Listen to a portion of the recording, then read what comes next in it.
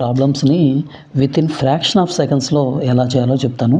కొంతమంది ఈ ప్రాబ్లమ్స్ చూసి స్కిప్ చేస్తారు. ఆ క్వశ్చన్తో మనకెందుకు, ఈ క్వశ్చన్తో టైం ఎక్కువ పడుతున్నాయి, అసలు ఇది మనకు అర్థం కావట్లేదని స్కిప్ చేస్తారు.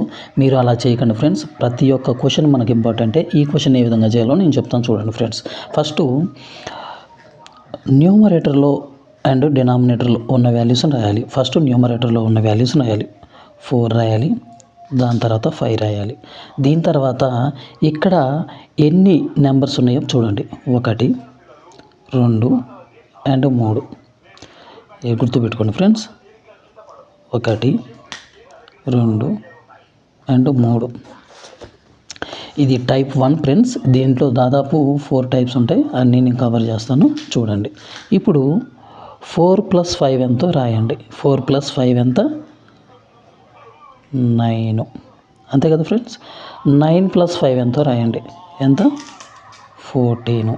14 కదా ఫ్రెండ్స్. 14. 14 + 9 రాయండి. ఎంత? 23. ఇప్పుడు దీని ఆన్సర్ 23/14. ఇదే దీని ఆన్సర్ ఫ్రెండ్స్. చూసారా ఎంత ఈజీగా, ఎంత ఫాస్ట్గా, చాలా తొందరగా చేయడానికి పాసిబుల్ అయింది.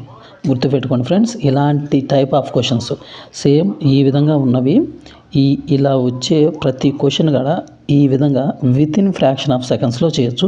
ఇదే ఫ్రెండ్స్ దీని ఆన్సర్. మీరు ఎలాగైనా చేయండి, ఇదే వస్తుంది.